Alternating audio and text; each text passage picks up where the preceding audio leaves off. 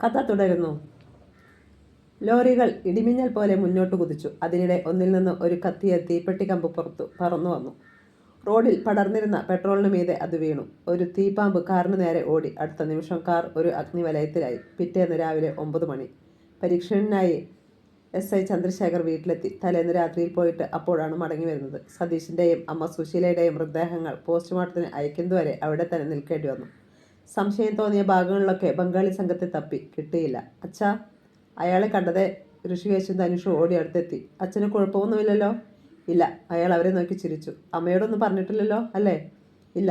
ധനുഷ് മന്ത്രിച്ചു. പറയരുത്. പറഞ്ഞാൽ അവൾ ബഹളം വയ്ക്കും. ദക്ഷിണയും ഓടിയെത്തി. അച്ഛാ, അച്ഛനെ അവർ ഒത്തിരി ഉപദ്രവിച്ചോ? ഇല്ലടി. ഇവന്മാരങ്ങനെ പറഞ്ഞോ? ദക്ഷിണ മിണ്ടിയില്ല. പെയ്യാൻ നിൽക്കുന്ന മഴമേഘം കണക്കെയായിരുന്നു അവളുടെ മുഖം. ചന്ദ്രശേഖർ വിഷയം മാറ്റി. മോൾ പോയി ഒരു കപ്പ് കാപ്പി ഇട്ടുകൊണ്ട് വാ. തലയാട്ടിക്കൊണ്ട് അവൾ തിരിച്ചുപോയി. തൊപ്പിയെടുത്ത് തറയിൽ വെച്ചുകൊണ്ട് ചന്ദ്രശേഖർ സിറ്റൗട്ടിലെ കസേരയിലിരുന്നു. ബംഗാളികളെ കുറിച്ച് വിവരമൊന്നുമില്ലേ അച്ഛാ? ധനുഷാണ് തിരക്കിയത്. ഇല്ല. ചന്ദ്രശേഖർ ചുമൽ കൂച്ചി. ആരോ പ്രബലർ അവർക്ക് പിന്നിലുണ്ടച്ചാ, ഋഷികേശ് തീർത്ത് പറഞ്ഞു. അതാ ശശാങ്കൻ തന്നെയാണെന്നാണ് എൻ്റെ സംശയം. ചന്ദ്രശേഖർ ഒന്ന് മൂളി. പിന്നെ മക്കളോട് പറഞ്ഞു, നിങ്ങൾ ആവശ്യമില്ലാത്ത ഒന്നിൽ ചെന്ന് ചാടരുത്. ശത്രുക്കളുടെ ലക്ഷ്യം എന്താണെന്ന് അറിയില്ലല്ലോ. ദ്രോണിൻ്റെ വാക്കുകൾ മനസ്സിൽ നിറഞ്ഞു നിൽക്കുകയായിരുന്നെങ്കിലും അത് അയാൾ മക്കളോട് പറഞ്ഞില്ല. 11 മണി. Kottarakkara SP office. SP Bhasurachandran ക്യാബിനിലുണ്ടായിരുന്നു. അപ്പോൾ ഹാഫ് ഡോറിൽ മൃദുവായി മുട്ടുകെട്ടു. കമീൻ. ലാപ്ടോപ്പിൽ നിന്ന് കണ്ണു മാറ്റാതെ തന്നെ SP പറഞ്ഞു. സാർ. SI ചന്ദ്രശേഖരെ അകത്തേക്ക് വന്ന് സല്യൂട്ട് ചെയ്തു. ഓ, താനോ? SP ചിരിച്ചുകൊണ്ട് ലാപ്ടോപ്പ് മടക്കി വെച്ചു. എന്നിട്ട് കസേരയിലേക്ക് കഴിച്ചുകൂട്ടി. ഇരിക്കടോ. സാർ.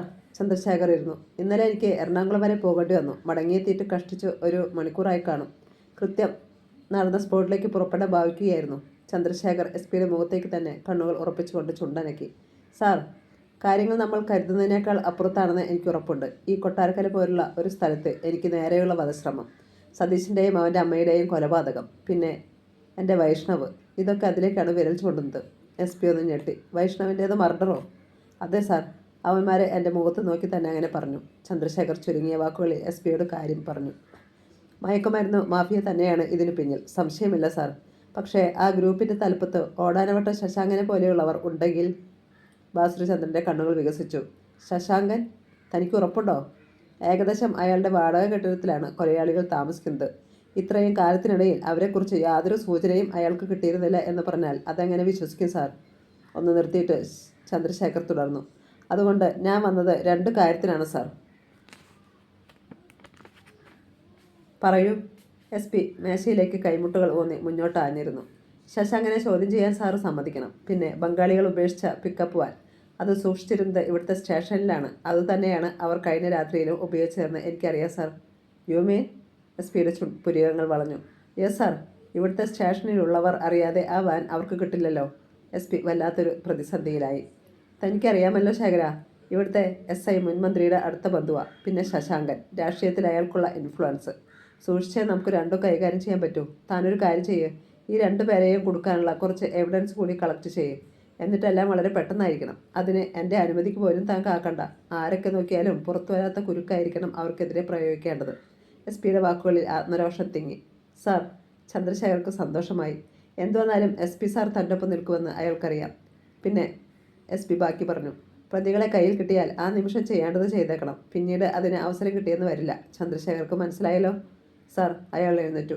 SP അറിയിച്ചു. കൊല്ലം നാർക്കോട്ടിക് സെൽ ഇവിടുത്തെ മയക്കുമരുന്ന് വിതരണത്തെക്കുറിച്ചുള്ള അന്വേഷണം ആരംഭിച്ചിട്ടുണ്ട്. ഒരു DYSP വരും തന്നെ കാണും സാർ. ഇവിടുത്തെ സ്റ്റേഷനിൽ ഇന്നലെ രാത്രി എന്തൊക്കെ നടന്നെന്ന് ഞാനും രഹസ്യമായിട്ടൊന്ന് അന്വേഷിക്കട്ടെ സാർ.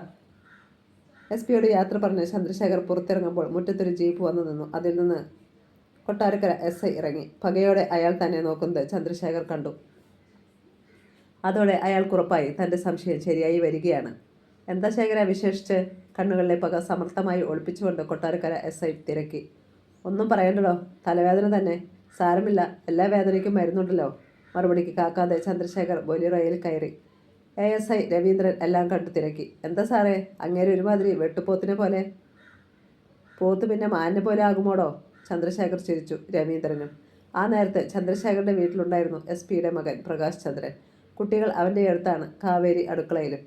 മരത്തിന് മുകളിൽ ഒരാൺമയിലും പെൺമയിലും പരസ്പരം ചേർന്നിരുന്നു തൂവലുകൾ മിനുസപ്പെടുത്തുന്നു. അത് കണ്ട് പ്രകാശ് ചന്ദ്രൻ ദക്ഷിണയെ നോക്കി കണ്ണിറക്കി. അവൾ നാണത്തോടെ കീഴ്ച്ചുണ്ട് കളിച്ചു. പ്രകാശേട്ടാ, ധനുഷ് വിളിച്ചപ്പോൾ അവൻ അങ്ങോട്ട് തിരിഞ്ഞു. പോലീസ് മാത്രം നോക്കിയാലൊന്നും ആ സായകനെയും ദ്രോണിനെ പിടിക്കാൻ കഴിയുമെന്ന് തോന്നുന്നില്ല. നമുക്കും കൂടി ഒന്ന് ശ്രമിച്ചാലോ? കിട്ടിയാൽ ക്രെഡിറ്റ് അച്ഛന്മാർക്ക് കൊടുത്തേക്കാം. എന്താ? പ്രകാശ് ചന്ദ്രൻ മുഖം പെട്ടെന്ന് ഗൗരവത്തിലായി. ഞാനൊരു കാര്യം പറഞ്ഞാൽ നിങ്ങൾ ശേഖരങ്ങളിലോട് പറയുമോ? ഇല്ല, സത്യം. അവൻ കൈനീട്ടി. ഋഷികേശും ധനുഷും ആ കയ്യിൽ പിടിച്ചു. നീയും കൂടി സത്യം ചെയ്യടേ, പ്രകാശ് ചന്ദ്രൻ ദക്ഷിണയോട് നിർദ്ദേശിച്ചു. ഞാൻ പറയത്തില്ല, അവളും കൈവച്ചു. ഇന്നലെ രാത്രിയിൽ ശേഖരനെങ്കിൽ എന്നോട് ചില കാര്യങ്ങൾ പറഞ്ഞു. കുട്ടികൾ കാതു കൂർപ്പിച്ചു. നിങ്ങൾക്ക് അന്ന് നടന്ന ആക്സിഡൻറ്റില്ലേ? അവൻ ഋഷികേശിനെയും ധനുഷിനെയും നോക്കി. അതൊരു പ്ലാന്റ് അറ്റാക്കായിരുന്നു. പ്രകാശേട്ടാ, ഋഷിയുടെ ശബ്ദം അറിയാതെ ഉയർന്നു. പതുക്കെ. കാവേരി എൻ്റെ കേൾക്കണ്ട. ആ കൊലയാളികൾ തന്നെയാണ് ഇക്കാര്യം അങ്കിളിനോട് പറഞ്ഞത്. നിങ്ങളെ മൂവരെയും ഇല്ലാതാക്കാനായിരുന്നു പോലും അവരുടെ പദ്ധതി. പാവം വൈഷ്ണവ്. അവൻ ബാക്കി പറയാൻ കഴിഞ്ഞില്ല പ്രകാശ് ചന്ദ്രന്. അവൻ്റെ ഒച്ച പതറി. കുട്ടികൾക്കിടയിൽ പെട്ടെന്നൊരു നിശബ്ദത പരന്നു. കാവേരി 4 ഗ്ലാസുകളിൽ പേരക്ക ജ്യൂസുമായി വന്നു. ഇത് കഴിക്കേ. അവർ അത് വാങ്ങി. കാവേരി പോയി. നല്ല രുചിയുള്ള ജ്യൂസായിരുന്നെങ്കിലും അവർക്കങ്ങനെ തോന്നിയില്ല. പകുതി കുടിച്ചിട്ട് പ്രകാശ് ചന്ദ്രൻ ഗ്ലാസ് ടീപ്പോയിൽ വെച്ചു. എന്നിട്ട് ശബ്ദം കുറച്ച് പറഞ്ഞു. അവരെ തിരയാനിറങ്ങുമ്പോൾ നമ്മൾ ഓർക്കേണ്ട ഒരേയൊരു കാര്യം ഇതാണ്: മരണമാണ് അവർ. ധനുഷിൻ്റെ മുഖം വലിഞ്ഞു മുറുകി. നമ്മുടെ വൈഷ്ണവിൻ്റെ മരണം, അത് അവർ മനഃപൂർവ്വം ചെയ്തതാണെങ്കിൽ സത്യമായിട്ടും അവർക്ക് മാപ്പില്ല പ്രകാശേട്ടാ. പിന്നെയും കുറച്ചു നേരം കൂടി അവർ അക്കാര്യം ചർച്ച ചെയ്തു. അവസാനം പ്രകാശ് ചന്ദ്രൻ ഇങ്ങനെ പറഞ്ഞു നിർത്തി. നിങ്ങൾക്ക് ഏത് നേരത്ത് വാഹനത്തിൻ്റെ ആവശ്യമുണ്ടെങ്കിലും എന്നെ വിളിക്കാൻ മറക്കരുത്. ഞാൻ എൻ്റെ സുഹൃത്തുക്കളെയും കൂട്ടി വന്നേക്കാം. അവർ സമ്മതിച്ചു. വൈകിട്ട് 4 മണി. സതീശിൻ്റെയും അമ്മയുടെയും ബോഡികൾ പോസ്റ്റ്മോർട്ടത്തിന് ശേഷം വീട്ടിൽ കൊണ്ടുവന്നു. സതീശിൻ്റെ പിതാവ് രാവിലെ ഗൾഫിൽ നിന്ന് എത്തിയിരുന്നു. അന്ന് സ്കൂളിന് അവധിയായിരുന്നെങ്കിലും വിദ്യാർത്ഥികളും അധ്യാപകരും എത്തി. മുറ്റത്തിൻ്റെ കോണിലേക്ക് മാറി നിന്ന് ധനുഷും ഋഷികേശും ബാബു സാറും നിഖിൽ സാറും വിനുമ സാറുമായി സംസാരിച്ചു. നമ്മുടെ സ്കൂളിൽ മയക്കുമരുന്ന് ഉപയോഗിക്കുന്ന കുട്ടികളുണ്ടെന്ന് കണ്ടാൽ അവരെ പ്രത്യേകം ശ്രദ്ധിക്കണം ധനുഷേ.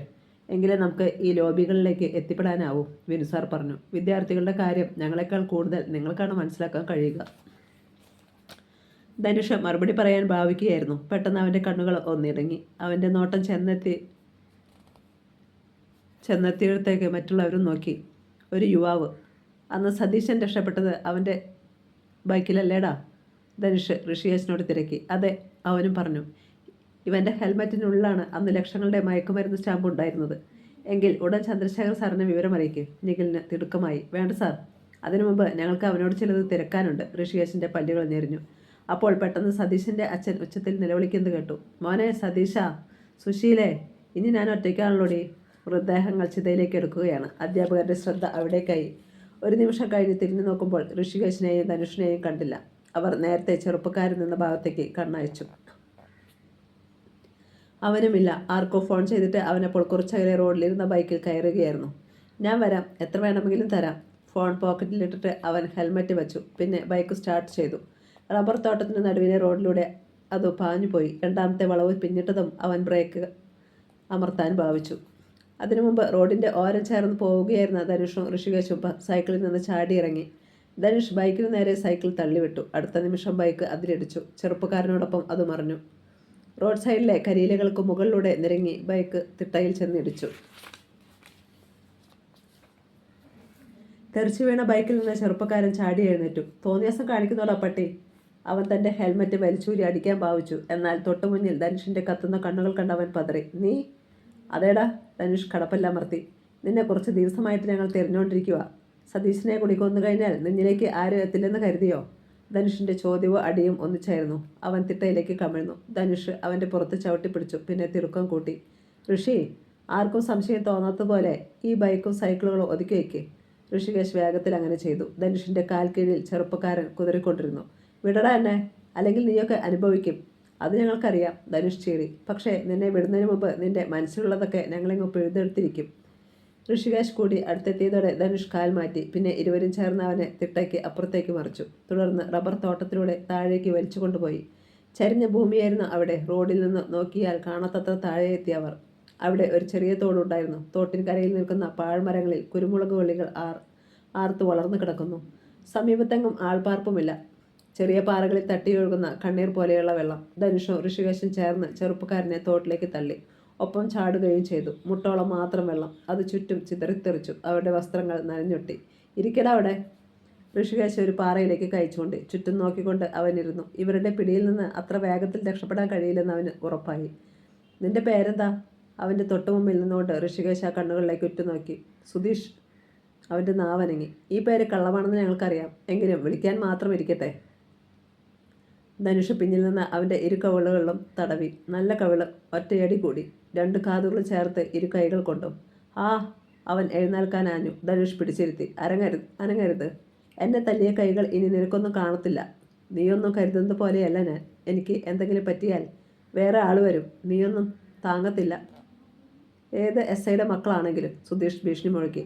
അറിയാമടാ, അറിഞ്ഞുകൊണ്ടുള്ള കളി തന്നെയാ ഇത്. കാരണം ഞങ്ങൾക്ക് നഷ്ടപ്പെട്ടത് ഒരു കൂടപ്പിറപ്പാണ്. ഋഷികേശിൻ്റെ ഭാവം മാറിത്തുടങ്ങി.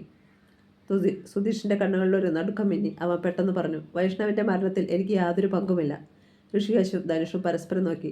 പങ്കില്ലെങ്കിലും നിനക്ക് മറ്റു പലതും അറിയാം. ഋഷികേശ് അവൻ്റെ ഷർട്ടിൽ കുത്തിപ്പിടിച്ചുയർത്തി. അത് അറിയാൻ തന്നെയാ നിന്നെ ഞങ്ങളിലോട്ട് കൊണ്ടുവന്നത്. പറ, ആരാ ഞങ്ങളുടെ വൈഷ്ണവിനെ കൊന്നത്? സത്യമായിട്ട് അതെനിക്ക് അറിഞ്ഞുകൂടാ. പക്ഷേ അവരവനെ നോട്ടം വിട്ടിരുന്നു. സുധീഷ് വിക്കി. ആര്? ഋഷികേശിൻ്റെ ശ്വാസതാളം കൂടി. ഞങ്ങളെ ബിസിനസ് ഏൽപ്പിച്ചിരുന്നവർ. ബിസിനസ്? ധനുഷ് പുച്ഛിച്ചു. മയക്കുമരുന്ന് കച്ചവടം. ആരാണത് നിനക്ക് എത്തിച്ചു തരുന്നത്? അതൊന്നും എനിക്കറിയില്ല. പിന്നെ അന്തരീക്ഷത്തിലൂടെ പറന്ന് നിന്റെ കയ്യിലെത്തുമോറ? ഋഷികേശ് അവനെയൊന്ന് ഉലച്ച് തോടിൻ്റെ കയ്യാലിലേക്ക് ചാരി. നിന്നെ കൊല്ലണമെങ്കിൽ അതിനും ഞങ്ങൾ ഒരുക്കമാ. ഞങ്ങളുടെ വൈഷ്ണവിൻ്റെ പ്രാണന് പകരം നിനക്ക് മരിക്കണോ? തീക്കാറ്റ് പോലെ ഋഷികേശിൻ്റെ ശ്വാസം സുധീഷിൻ്റെ മുഖത്തടിച്ചു. അവന് അപകടം ബോധ്യമായി. ഞാൻ ഫോൺ ചെയ്യത്തേയുള്ളൂ. സാധനം അവർ കൊണ്ടുതരും. ആ വരുന്നവരെ നിനക്കറിയില്ലേ? ഇല്ല. സത്യം. ഋഷികേശ് അമർത്തി മൂളി. നീ വിളിക്കുന്ന ആ നമ്പർ പറ. ധനുഷ് തങ്ങളുടെ സെൽഫോൺ എടുത്തു. അവൻ പറഞ്ഞു കൊടുത്തു. ധനുഷ് അത് സേവ് ചെയ്തു. എന്നിട്ട് തിരക്കി. എന്തിനാ ഞങ്ങളുടെ വൈഷ്ണവിനെ കൊന്നത്? അവന് സതീശിനെ സംശയമുണ്ടായിരുന്നു. സ്കൂളിൽ മരുന്ന് വിൽക്കുന്നത് അവനാണെന്ന്. അത് സത്യമാണല്ലോ. സതീശിൻ്റെ 5 ലക്ഷം രൂപ കൊണ്ടുപോയത് നീയാണോ? ഞാൻ കൊണ്ടുപോയില്ല. അവൻ വാങ്ങിയ സ്റ്റാമ്പുകളുടെ വില അവർക്ക് കൊടുക്കുകയായിരുന്നു. ആർക്ക്? അതറിയില്ലെന്ന് പറഞ്ഞില്ലേ? സുധീഷ് അസ്വസ്ഥനായി. നീയൊന്നും വിട്ടു പറയില്ല അല്ലേടാ? നിന്റെ മുകളിലുള്ളവരെയൊന്നും നിനക്കറിയില്ലെന്ന് പറഞ്ഞാൽ അത് ഞങ്ങൾ വിശ്വസിക്കണോ? ഋഷി, ഇവൻ പറയും. ഇവൻ്റെ മുകളിലുള്ളവന്മാർ വരും. ധനുഷ് അവനെ തോട്ടിലേക്ക് ചവിട്ടി മറിച്ചു. പിന്നെ അവൻ്റെ ഒരു കാൽ വലിച്ചുയർത്തി പാറയിലേക്ക് വെച്ചു. ഋഷി, ഒരു കല്ലെടുത്ത് ഇവൻ്റെ കാൽമുട്ട് ഇടിച്ചു പൊട്ടിക്ക്. ഇനി ഇവൻ നടക്കാൻ പാടില്ല. മയക്കുമരുന്ന് നൽകി ആരെയും തകർക്കാനും പാടില്ല. അത്രയെങ്കിലും ചെയ്തില്ലെങ്കിൽ വൈഷ്ണവിൻ്റെ ആത്മാവിന് ശാന്തി കിട്ടില്ല. ഋഷികേശ് മിൻസമേറിയ ഒരു പാറക്കല്ല് വെള്ളത്തിൽ നിന്ന് ഉയർത്തി. ഒരു ചക്കയോളം വലുപ്പമുള്ളത്. പറയടാ, ആരാ നിനക്കൊക്കെ കഞ്ചാവും മറ്റും മയക്കുമരുന്ന് തരുന്നത്? ഋഷി തൻ്റെ കാൽമുട്ട് തകർക്കുമെന്ന് സുധീഷിന് ഉറപ്പായി. അവൻ വല്ലാതെ ഭയന്നു. ഞാൻ പറയാം. അവൻ സമ്മതിച്ചു. അടുത്ത നിമിഷം ഒരു ഗർജനം കേട്ടു. അങ്ങനെ എല്ലാം കേട്ടറിഞ്ഞാൽ ഞങ്ങളൊക്കെ പിന്നെ ജീവിക്കണോടാ. മൂവരും ഒന്നിച്ച് തിരിഞ്ഞു. കുരുമുളക് പടർന്ന ആഴാന്ത മരത്തിന് പിന്നിൽ നിന്ന് 2 പേർ തലയിൽ നീട്ടി. ഋഷികേശും ധനുഷും ഒരിക്കൽ കൂടി ഞെട്ടി. ദ്രോണും സായകും. ദ്രോണിൻ്റെ നെറ്റിയിൽ ബാൻഡേജ്. അച്ഛനെ തല്ലിയത് ഇവന്മാരാ. ഇവരെയും വിടരുത്. ഋഷികേശ് ചീറി. പെട്ടെന്ന് ദ്രോണും സായകും തോട്ടത്തിലേക്ക് പറന്നു വന്നു. ധനുഷും ഋഷികേശും ഇരുവശത്തേക്കും മാറി. വിടപ്പെട്ടതും സുധീഷ് ഒറ്റയോട്ടം. എടാ! ഋഷി കൈ നീട്ടിയെങ്കിലും അവനെ പിടിക്കാനായില്ല. ദ്രോണും സായകും ഋഷിയെയും ധനുഷിനെയും കെട്ടിമറിഞ്ഞ് തോട്ടിലേക്ക് വീണു. ചന്ദ്രശേഖർക്ക് ഇനി ആൺമക്കൾ വേണ്ടടാ. ഇത്തരമൊരു അവസരത്തിനു വേണ്ടി കാത്തിരിക്കുകയായിരുന്നടാ ഞങ്ങളും. ദ്രോൺ പല്ലിളിച്ചു. അയാളുടെ ഇടം കൈ ഉരുക്കുപോലെ ധനുഷിൻ്റെ കഴുത്തിൽ മുറുകി. അവന് ശ്വാസം വിലങ്ങി. ആ രൂപത്തിൽ തന്നെ അയാൾ അവനെ കയ്യാലയിലേക്ക് ചാരി. എന്നിട്ട് പാൻസിൻ്റെ പോക്കറ്റിൽ നിന്ന് ഒരു മടക്കിയ കടാര വലിച്ചെടുത്ത് കടിച്ചു നിവർത്തി. റബ്ബർ ഇലകൾക്കിടയിലൂടെ പാളി വീണ വെയിലേറ്റ് അത് വെട്ടിത്തിളങ്ങുന്നത് ധനുഷ് കണ്ടു. ധനുഷേ! ഭീതിയോടെ ഋഷികേശിൻ്റെ നിലവിളി. ദ്രോൺ കുത്താൻ ഭാവിക്കുകയായിരുന്നു. പെട്ടെന്ന് ഒരാരവം. അവർ നോക്കി. റബ്ബർ തോട്ടത്തിലൂടെ പാഞ്ഞു വരുന്ന 100 കണക്കിന് വിദ്യാർത്ഥികൾ. സായകനും ദ്രോണിനും അപകടം മണത്തു. അവർ ഋഷികേശിനെയും ധനുഷിനെയും വിട്ടിട്ട് തോട്ടത്തിലൂടെ ഓടിപ്പോയി. കുറേ പേർ കരയിലൂടെ പിന്നാലെയും. കഴുത്തിലെ കശേരുക്കൾ തകർന്നതുപോലെ അവിടെ തടവിക്കൊണ്ട് ധനുഷ് ചുമച്ചു. വിദ്യാർത്ഥികൾ അവർ ഇരുവരെയും താങ്ങി കരയ്ക്ക് കയറ്റി. വിനു സാറും നിഖിൽ സാറും ബാബു സാറും അവരുടെ കരം കവർന്നു. നിങ്ങൾക്ക് കുഴപ്പമൊന്നുമില്ലല്ലോ? ഇല്ല. റബ്ബർ മരത്തിൽ ചാരി നിന്ന് അവർ കിതച്ചു. വിദ്യാർത്ഥികൾ ചുറ്റും കൂടി. നിങ്ങളെങ്ങനെ ഇവിടെ? ഋഷി തിരക്കി. മറുപടി പറഞ്ഞത് ബാബു സാറാണ്. നിങ്ങളെയും ആ കഞ്ചാവ് കച്ചവടക്കാരനെയും കാണാതായപ്പോൾ തന്നെ ഞങ്ങൾക്ക് സംശയം തോന്നിയിരുന്നു. ഇവരോട് വിവരം പറഞ്ഞിട്ട് തിരിഞ്ഞു നോക്കുമ്പോഴാണ് റോഡിൽ സൈക്കിളുകളും ബൈക്കും കണ്ടത്. ഞങ്ങൾ ചന്ദ്രശേഖർ സാറിനെയും വിളിച്ചിട്ടുണ്ട്. എങ്കിൽ അച്ഛനിപ്പം വരും. ധനുഷ് ഋഷികേശ് റോഡിലേക്ക് നടന്നു. അധ്യാപകരും വിദ്യാർത്ഥികളും പിന്നാലെ. റോഡിൽ കുറേ പേർ താഴേക്ക് നോക്കി നിൽപ്പുണ്ടായിരുന്നു. അവനിൽ നിന്ന് വല്ല വിവരവും കിട്ടിയോ? നിഖിൽ സാർ ശബ്ദം താഴ്ത്തി. അവൻ പറയാൻ തുടങ്ങിയതാ. അപ്പോഴാ ആ ബംഗാളികൾ വന്നത്. ധനുഷ് തല കുടഞ്ഞു. എന്നാലും സതീശനെ കൊന്നിട്ട് ഇവിടെ വരാൻ അവന്മാർ കാട്ടിയ ചങ്കൂറ്റം അപാരം തന്നെ. നിഖിൽ പിറുപിറുത്തു. അവർ റോഡിലെത്തി. ദ്രോണനും സായകനും പിന്നാലെ പോയവർ നിരാശയോടെ മടങ്ങിയെത്തി. അവന്മാരും രക്ഷപ്പെട്ടു. അടുത്ത നിമിഷം മുന്നിലെ വളവിൽ പോലീസിന്റെ ബൊലേറോയുടെ മുഖം തെളിഞ്ഞു. അത് ചീറി വന്ന് അവർക്കരികിൽ ബ്രേക്കിട്ടു. ചന്ദ്രശേഖർ ചാടിയിറങ്ങി. ആദ്യ നോട്ടത്തിൽ തന്നെ മക്കൾ അയാളുടെ കണ്ണിലൊടുക്കി. അതോടെ ഇത്തിരി ആശ്വാസമായി. അച്ഛാ, ഞങ്ങള് ഋഷിവേശ് എന്തോ പറയാനാഞ്ഞു. വീട്ടിൽ പോ. മറ്റൊന്നും അയാൾ ചോദിക്കുകയോ പറയുകയോ ചെയ്തില്ല. എന്നാൽ അച്ഛൻ്റെ കത്തുന്ന കണ്ണുകൾ അവരെ ഭയപ്പെടുത്തി. സാറന്മാരോടും സുഹൃത്തുക്കളോടും യാത്ര പറഞ്ഞ് അവർ വേഗം സൈക്കിളിൽ കയറി. ചന്ദ്രശേഖരന്റെ നിർദ്ദേശാനുസരണം പോലീസ് ആ പ്രദേശം മുഴുവൻ അരിച്ചുപെറുക്കി. പക്ഷേ സായകനെയോ ദ്രോണിനെയോ സുധീഷിനെയോ കണ്ടില്ല. സുധീഷിന്റെ ബൈക്ക് മാത്രം പോലീസ് കസ്റ്റഡിയിലെടുത്തു. എന്നാലും നിങ്ങൾ എന്നെ വിളിച്ചൊരു വാക്കു പറഞ്ഞിരുന്നെങ്കിൽ അവന്മാർ രക്ഷപ്പെടുമായിരുന്നില്ല. പ്രകാശ് ചന്ദ്രൻ ധനുഷിനെയും ഋഷികേശിനെയും കുറ്റപ്പെടുത്തും പോലെ നോക്കിക്കൊണ്ട് മുറ്റത്തുകൂടി അങ്ങിങ്ങും നടന്നു. പ്രകാശേട്ടാ, അതിനുള്ള നേരമൊന്നും അപ്പോൾ ഉണ്ടായിരുന്നില്ല, ധനുഷ് പറഞ്ഞു. നേരം സന്ധ്യ കഴിഞ്ഞിരുന്നു. സിറ്റൗട്ടിൽ SI ചന്ദ്രശേഖരം ഉണ്ടായിരുന്നു. അയാൾ പ്രകാശ് ചന്ദ്രനെ സാഗൂതം നോക്കിയിരുന്നു. എല്ലാം അറിഞ്ഞിട്ടുള്ള വരവായിരുന്നു പ്രകാശ് ചന്ദ്രൻ്റേത്. അങ്കിളെ, നടത്തം നിർത്തി അവൻ സിറ്റൗട്ടിൻ്റെ കൈവരിയിൽ പിടിച്ചുകൊണ്ട് ചന്ദ്രശേഖർക്ക് നേരെ കണ്ണയച്ചു. നിങ്ങൾ പോലീസ് ഉദ്യോഗസ്ഥന്മാർക്ക് മാത്രമേ നിയമവും നീതിയും നോക്കേണ്ടതുള്ളൂ. എന്നെ പോലെയുള്ളവർ അങ്ങനെയല്ല. വന്നാൽ പിന്നെ എന്തായാലും അതിൻ്റെ ബാക്കി. അത് കേട്ട് ചന്ദ്രശേഖർ പുഞ്ചിരിച്ചു. പ്രകാശ, എനിക്ക് നിന്റെ അച്ഛനുമൊക്കെ നിയമവും നീതിയും നോക്കിയേ പറ്റൂ. അത് തെറ്റാണെങ്കിൽ പോലും. പ്രകാശ് ചന്ദ്രൻ തലകുടഞ്ഞു.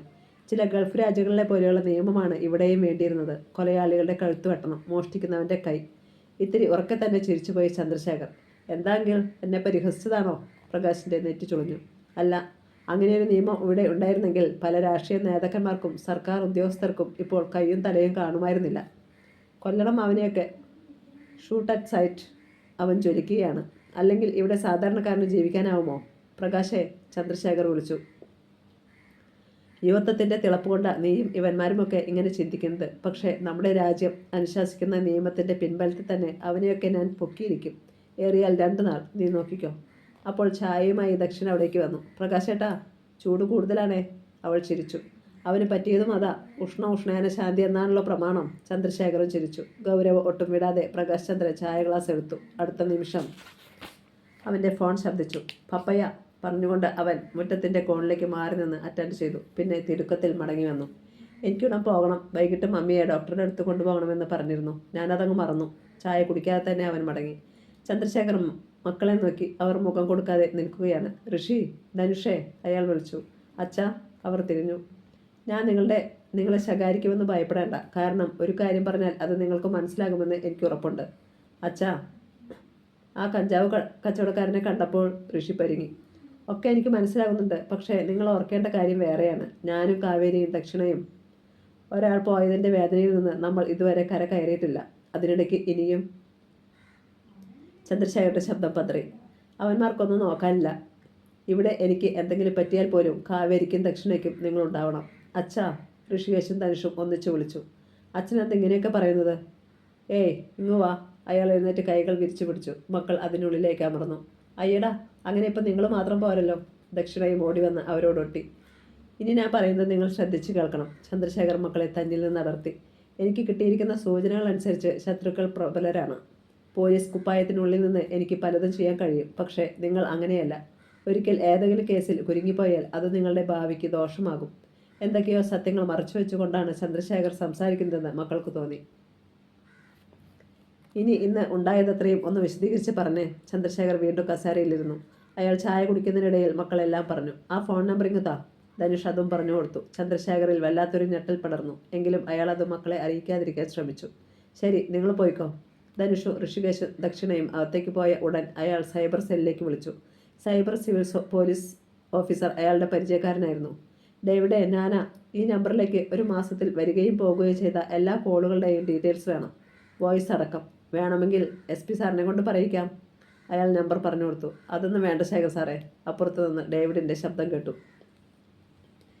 പിറ്റേന്ന് രാവിലെ സ്റ്റേഷനിലേക്ക് പോയിട്ട് ചന്ദ്രശേഖർ സൈബർ ക്രൈം എൻക്വയറി സെല്ലിലെത്തി. ഡേവിഡ് വേണ്ട വിവരങ്ങൾ ശേഖരിച്ചിരുന്നു.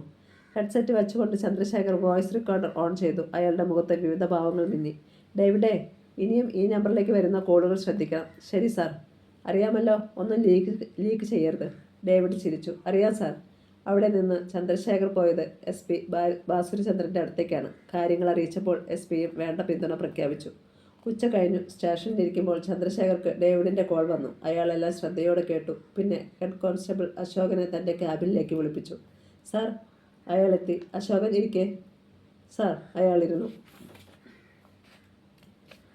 പതിവിലും ഗൗരവത്തിലാണ് ചന്ദ്രശേഖരൻ്റെ മുഖമെന്ന് അശോകൻ അറിഞ്ഞു. അതിപ്രധാനമായ എന്തോ കാര്യമുണ്ട്. അശോക, ചന്ദ്രശേഖർ ശബ്ദം താഴ്ത്തി. ഇത് നമ്മൾ രണ്ടാളും മാത്രം അറിയേണ്ട കാര്യമാണ്. അശോകൻ്റെ കാതുകൾ ജാഗരൂകമായി. ഇന്നലെ രാത്രിയിൽ ASI രവീന്ദ്രനായിരുന്നില്ലേ സ്റ്റേഷൻ ചാർജ്? അതെ സാർ. പക്ഷേ അയാൾ ഇവിടെ ഉണ്ടായിരുന്നോ? ഇല്ല സാർ, സന്ധ്യ കഴിഞ്ഞപ്പോൾ പോയതാണ്. പിന്നീട് നമ്മൾ സതീശൻ്റെ വീട്ടിൽ പോലീസിനെ ഡ്യൂട്ടിക്കിട്ടിട്ട് മടങ്ങി എത്തുമ്പോഴാണ് കാണുന്നത്. എന്താ സാർ? അശോകൻ ജിജ്ഞാസുവായി. ഒരു സംശയം. അത് ശരിയാണെന്നറിയില്ല. എങ്കിലും ഈ നിമിഷം മുതൽ രവീന്ദ്രനിൽ അശോകൻ്റെ ഒരു ശ്രദ്ധ വേണം. അയാൾ എങ്ങോട്ട് പോകുന്നു, ആരോടൊക്കെ സംസാരിക്കുന്നു എന്നൊക്കെ. ശരി സാർ. അയാൾ എഴുന്നേറ്റു. അന്ന് രാത്രി 7 മണി കഴിഞ്ഞതേയുള്ളൂ. ചന്ദ്രശേഖരന് അശോകൻ്റെ ഫോൺ വന്നു. അയാൾ പിടഞ്ഞുണർന്നു. അശോകൻ അവിടെ തന്നെ നിൽക്കണം, ഞാൻ ഉടനെ എത്താം. മറ്റാരോടും ഒന്നും പറയാതെ ചന്ദ്രശേഖർ ബൊലേറോ സ്വയം ഡ്രൈവ് ചെയ്ത് പാഞ്ഞുപോയി. കൊഴനാവട്ടം അടിമിലിനോട് ചേർന്ന റോഡിൽ അശോകൻ കാത്തു നിന്നിരുന്നു. ബൈക്ക് അവിടെ വെച്ചിട്ട് അയാളും SIയുടെ കൂടെ കയറി. വീണ്ടും മുന്നോട്ട്. ആ നേരത്ത് കുറച്ചകലെ റബ്ബർ തോട്ടത്തിന് നടുവിലെ മെഷീൻ പുരയോട് ചേർന്ന മുറിയിൽ വെളിച്ചമുണ്ടായിരുന്നു. സായകും ദ്രോണും അവിടെ ഇരുന്ന് ഭക്ഷണം കഴിക്കുകയാണ്. പൊരിച്ച കോഴിയും ചപ്പാത്തിയും, മുന്നിൽ പകുതി ഞൊഴിഞ്ഞ ഒരു കുപ്പിറാം. എല്ലാം നോക്കിക്കൊണ്ട് ഒരു കസേരയിൽ ASI രവീന്ദ്രനുണ്ടായിരുന്നു. അയാൾ പറഞ്ഞു, ഫോണിൽ സംസാരിക്കുന്നത് ഇനി സുരക്ഷിതമല്ലെന്ന് തോന്നിയതിനാലാണ് നിങ്ങൾ അങ്ങോട്ട് വിളിച്ച ഉടനെ ഞാൻ നേരിൽ വന്നത്. അയാളുടെ ശബ്ദത്തിൽ കോപം തിങ്ങി. നീയൊക്കെ ഇന്നലെ കാണിച്ചത് ശുദ്ധ പോക്രിത്തരമാണ്. പോലീസ് അന്വേഷിക്കുന്നുണ്ട് എന്നറിഞ്ഞുകൊണ്ട് തന്നെ ഇറങ്ങി സഞ്ചരിക്കുക, SIയുടെ മക്കളോട് ഏറ്റുമുട്ടുക. അതുകൊണ്ടല്ലേ മറ്റവൻ സാറിൻ്റെ പേര് പറയുന്നത് ഞങ്ങൾക്ക് തടയാനായത്? ദ്രോൺ കൈവിരലൊന്ന് നക്കി. അത് നേരാണെന്ന് രവീന്ദ്രൻ ഓർത്തു. ധനുഷും ഋഷികേശും അവൻ്റെ നാവിൽ നിന്ന് തൻ്റെ പേര് കേട്ടേനെ. എന്തായാലും ഒരു കാര്യം നിങ്ങളെ അറിയിക്കാൻ പറഞ്ഞിരിക്കുകയാണ് അദ്ദേഹം. ഒന്നുകിൽ ആ ചന്ദ്രശേഖരെ വകവരുത്തുക, അല്ലെങ്കിൽ കുറേ കാലം നിങ്ങൾ ഇവിടെ നിന്ന് മാറി നിൽക്കുക. എന്താണ് വേണ്ടതെന്ന് നിങ്ങൾ തന്നെ തീരുമാനിക്കാനും അദ്ദേഹം പറഞ്ഞു. ആദ്യത്തേത് തന്നെയേ നല്ലത്, ചന്ദ്രശേഖരെ കൊല്ലുന്നത്. പെട്ടെന്ന് വാതിൽക്ക് നിന്നൊരു ശബ്ദം. മൂവരും ഞെട്ടിത്തിരിഞ്ഞു. ചന്ദ്രശേഖർ. ശേഖർ സാർ. ASI രവീന്ദ്രൻ്റെ നാവിൽ ശബ്ദം ചത്തു വീണു. ദ്രോണും സായകും നടുക്കത്തോടെ ചാടി എഴുന്നേറ്റു. രക്ഷപ്പെടാൻ ഒരു അവസരത്തിനായി അവരുടെ കണ്ണുകൾ വട്ടം ചുറ്റി. വാതിലിൻ്റെ ഇരുപടികളിലും പിടിച്ചു മുന്നോട്ടാഞ്ഞു നിൽക്കുകയാണ് ചന്ദ്രശേഖർ. രവീന്ദ്ര. മൂവരെയും മാറി മാറി ശ്രദ്ധിച്ചുകൊണ്ട് ചന്ദ്രശേഖർ കടപ്പല്ലമർത്തി. കൂടെ നിന്നുകൊണ്ട് നീയും എന്നെ ചതിച്ചു, എൻ്റെ മോനെ കൊന്നു അല്ലേ? സാർ. ബാക്കി പറയാൻ രവീന്ദ്രനും വാക്കുകൾ കിട്ടിയില്ല. അപ്രതീക്ഷിതമായി പിടിക്കപ്പെട്ട കുറ്റവാളിയായി അയാളും. അദ്ദേഹം പറഞ്ഞതങ്ങ് ചെയ്യടാ, എന്നെ കൂടി അങ്ങ് കൊല്ലടാ നായിൻ്റെ മക്കളെ. അലറിക്കൊണ്ട് ചന്ദ്രശേഖർ കരുതലോടെ മുറിയിലേക്ക് കയറി. ആ ശബ്ദം മെഷീൻ പുരയുടെ ഭിത്തികളിൽ പ്രതിധ്വനിച്ച് അവരുടെ കാതുകളിലേക്ക് പുളഞ്ഞിറങ്ങി. ദ്രോണും സായകും നോട്ടങ്ങൾ കൊണ്ട് സംസാരിച്ചു. അടുത്ത നിമിഷം അവർ കഴിച്ചുകൊണ്ടിരുന്ന ചപ്പാത്തിയും ചിക്കൻ ഫ്രൈയും ചന്ദ്രശേഖർക്ക് നേരെ തട്ടിയെറിഞ്ഞിട്ട് പുറത്തേക്ക് കുതിക്കാനാഞ്ഞു. പക്ഷേ അത് കരുതി നിന്ന ചന്ദ്രശേഖർ ഒരു വശത്തേക്ക് ഒഴിഞ്ഞിട്ട് തറയിലേക്ക് ഇരുന്നു. വലതുകാൽ വീശിയടിച്ചു. കാൽമുട്ടിന് താഴെ താഴ്ണമേറ്റ ദ്രോൺ അർദ്ധവിലാപത്തോടെ മുഖമടിച്ച് കട്ടിളപ്പടിയിൽ കമിഴ്ന്നു വീണു. സായക് അയാൾക്ക് മുകളിലൂടെ പുറത്തേക്ക് ചാടി. മുറ്റത്തേക്ക് ഇറങ്ങിയതും ഒരു അടിയൊച്ച കേട്ടു രവീന്ദ്രൻ എത്തിനോക്കി. സായക് തിണ്ണയിലേക്ക് തന്നെ മറിയുന്നു. തുറന്നു കിടന്നിരുന്ന വാതിൽ വഴി പുറത്തേക്ക് നീണ്ട ചതുര വെളിച്ചത്തിലേക്ക് ഹെഡ് കോൺസ്റ്റബിൾ അശോകൻ വരുന്നു. രവീന്ദ്രൻ തളർന്നു പോയി. തറയിൽ നിന്ന് കൈക്കുത്തി എഴുന്നേൽക്കാനാഞ്ഞ ദ്രോണിൻ്റെ പുറത്തേക്ക് ചന്ദ്രശേഖർ ഒരു ചീറ്റ പുലിയെ പോലെ പറന്നു വീണു. അയാളുടെ പുറത്തും കഴുത്തിലും കൈ ചുരുട്ടി ഇടിച്ചു. പന്നി. ദ്രോണിൻ്റെ കഴുത്തിലൂടെ കൈക്കടത്തി ചന്ദ്രശേഖർ മുറുക്കി. അയാൾ കൈക്കാൽ അടിച്ചു പിടഞ്ഞു. രവീന്ദ്രനൊന്നും ചെയ്യാനായില്ല. ബംഗാളി പട്ടി, നിന്നെ മതിയടാ എനിക്ക്. ഇടിച്ചു പിഴിഞ്ഞ് സകല സത്യങ്ങളും പുറത്തു കൊണ്ടുവരാൻ. അയാൾ ദ്രോണിൻ്റെ മുടിയിൽ കുത്തിപ്പിടിച്ചു. കട്ടിളപ്പടിയിൽ 4-5 ഇടികൂടി കൊടുത്തു. അതോടെ പ്രതിരോധിക്കാനുള്ള ദ്രോണിൻ്റെ അവസാന ശക്തിയും നഷ്ടപ്പെട്ടു. ചന്ദ്രശേഖർ അയാളുടെ കൈകൾ പിന്നിലേക്ക് തിരിച്ചു. എന്നിട്ട് പാൻസിൻ്റെ പോക്കറ്റിൽ നിന്ന് ഒരു വിലങ്ങ് വലിച്ചെടുത്ത് ആ കൈകളിൽ മുറുക്കി. രവീന്ദ്രൻ സൂത്രത്തിൽ ഭിത്തിയോട് ചേർന്ന് പിന്നോട്ട് നീങ്ങി മെയിൻ സ്വിച്ച് ഓഫ് ചെയ്തു. പിന്നെ പുറത്തു ചാടി. ചന്ദ്രശേഖരന് അത് മനസ്സിലായി. രവീന്ദ്ര. അയാൾ ചീറി. എൻ്റെ അനുജനായിട്ടല്ലേടാ നിന്നെ കണ്ടിരുന്നത്, എന്നിട്ടും നീ? മറുപടി കിട്ടിയില്ല. അപ്പോൾ പുറത്തുനിന്ന് അശോകൻ്റെ ശബ്ദം കേട്ടു. സാറിന് കുഴപ്പമൊന്നുമില്ലല്ലോ? ഇല്ല. ചന്ദ്രശേഖർ ദ്രോണിൻ്റെ ശരീരത്തിൽ നിന്ന് എഴുന്നേറ്റു. സെൽഫോണിലെ ടോർച്ച് മിന്നിച്ചുകൊണ്ട് മെയിൻ സ്വിച്ച് കണ്ടെത്തി ഓൺ ചെയ്തു. തറയിൽ കിടന്ന് പുളയുകയായിരുന്നു ദ്രോൺ. ചന്ദ്രശേഖർ തിണ്ണയിലേക്ക് ചെന്നു. അവിടെ സായകിനെയും അനങ്ങാൻ പറ്റാത്ത വിധത്തിൽ പിടിച്ച് അമർത്തിയിരിക്കുകയായിരുന്നു അശോകനും. ചന്ദ്രശേഖർ ചുറ്റും നോക്കി. റബ്ബർ ഷീറ്റ് ഉണങ്ങുവാൻ വേണ്ടി വലിച്ചു കെട്ടിയിരുന്ന പ്ലാസ്റ്റിക് കയർ കണ്ണിലൊടുക്കി. അതഴിച്ച് സായകിനെയും ബന്ധിച്ചു. ചന്ദ്രശേഖറും അശോകനും വല്ലാതെ കിതയ്ക്കുന്നുണ്ടായിരുന്നു. അശോകൻ സന്ദേഹത്തോടെ ചന്ദ്രശേഖരനെ നോക്കി. സാർ, രവീന്ദ്ര സാറും ഇവർക്കൊപ്പം? ആ. ചന്ദ്രശേഖർ അലസമായി തലയിളക്കി. ഇനി നമുക്ക് സമയം കളയാനില്ല അശോക. ഈ രാത്രി തന്നെ സകലതും നടന്നിരിക്കണം. വലിച്ചു പൊക്കിവനെ. അകത്തേക്ക് തിരിഞ്ഞ അയാൾ ദ്രോണിനെ പിടിച്ചുയർത്തി മുറ്റത്തേക്ക് തള്ളി. നടക്കടാ. പിന്നെ ഇരുവരും ചേർന്ന് ദ്രോണിനെയും സഹായകനെയും റബ്ബർ തോട്ടത്തിലൂടെ നടത്തി. കുറച്ചകലെ ഇരുളിൽ നിന്ന് ASI രവീന്ദ്രൻ ഇതെല്ലാം കാണുന്നുണ്ടായിരുന്നു. തിടുക്കത്തിൽ അയാൾ ഫോണെടുത്ത് ആരെയോ വിളിച്ച് വിവരം പറഞ്ഞു. പേടിക്കേണ്ട രവീന്ദ്ര, അവന്മാരിൽ നിന്ന് ചന്ദ്രശേഖരന് ഒന്നും കിട്ടാൻ പോകുന്നില്ല. അങ്ങേയറ്റം അവർ പറയാൻ പോകുന്ന പേര് നിൻ്റെന്ന് മാത്രമായിരിക്കും. അതിനപ്പുറം അവർക്കൊന്നും അറിയില്ലല്ലോ. അപ്പുറത്തു നിന്നുള്ള മറുപടി കേട്ടപ്പോൾ അയാളൊന്ന് ഞെട്ടി. അപ്പോൾ എൻ്റെ കാര്യം? അയാളുടെ സ്വരം വിറച്ചു. നീ പേടിക്കണ്ട, നിനക്കെതിരെ ഒരു നടപടിയും ഒരിടത്തു നിന്നും ഉണ്ടാവില്ല. ഇത് എൻ്റെ വാക്കാ. പിന്നെ വേണമെങ്കിൽ നിനക്ക് ആ സമയം അവിടെ വെച്ച് ചന്ദ്രശേഖരനെ വകവരുത്തമായിരുന്നു. സാരമില്ല. അപ്പുറത്ത് കോൾ മുറിഞ്ഞു. എന്നിട്ടും രവീന്ദ്രന് ഭയം അടങ്ങിയില്ല. പൂയപ്പള്ളി പോലീസ് സ്റ്റേഷൻ മുറ്റത്തേക്ക് ഇരച്ചു കയറി വന്ന ബൊലേറോ ബ്രേക്ക് അലറി നിന്നു. രാത്രിയുടെ നിശബ്ദതയിലെ ആ ശബ്ദം കേട്ട് അകത്തുണ്ടായിരുന്ന പോലീസുകാർ പുറത്തേക്ക് എത്തി നോക്കി. ബൊലേറോയിൽ നിന്ന് കുതിച്ചിറങ്ങിയ ഇൻസ്പെക്ടർ ചന്ദ്രശേഖർ പിന്നിലെ ഡോർ വലിച്ചു തുറന്നു. ദ്രോണനെയും സായികനെയും പിടിച്ച് പുറത്തേക്കിട്ടു. അശോകനും ഇറങ്ങി അവിടേക്ക് ചെന്നു. ഇവന്മാരെ ലോക്കപ്പ് ചെയ്യ് സാർ. അപ്പോഴേക്കും സ്റ്റേഷനിലുണ്ടായിരുന്ന പോലീസുകാരും എത്തി. അവർ ദ്രോണിനെയും സഹായകനെയും അകത്തേക്ക് കൊണ്ടുപോയി. തൻ്റെ ക്യാബിനിലേക്ക് തിടുക്കത്തിൽ കയറിയ ചന്ദ്രശേഖർ തൊപ്പിയെടുത്ത് മേശപ്പുറത്തേക്കിട്ടു. പിന്നെ മൺകൂജയിൽ നിന്ന് വെള്ളമെടുത്ത് വായിലേക്ക് കമഴ്ത്തി. സമയം നോക്കിയിട്ട് കസേരയിലേക്കിരുന്നു. സെൽഫോൺ എടുത്ത് SP ബാസുരചന്ദ്രനെ വിളിച്ചു. എന്താ ശേഖര രാത്രിയിൽ? മറുതലയ്ക്കിൽ നിന്ന് SPയുടെ ശാന്തസ്വരം. സാർ, ഞാൻ അവന്മാരെ പൊക്കി. ബംഗാളികളെ. കൂടെ അയാൾ ഉണ്ടായിരുന്നു. കാക്കിക്കുള്ളിലെ ക്രിമിനൽ രവീന്ദ്രൻ. ചന്ദ്രശേഖർ ചുരുങ്ങിയ വാക്കുകളിൽ കാര്യം പറഞ്ഞു. അപ്പുറത്ത് ഒരു നിമിഷത്തെ മൗനം. പിന്നെ കേട്ടത് SPയുടെ കനത്ത സ്വരം. ശേഖര, ഇനിയൊന്നും നോക്കണ്ട.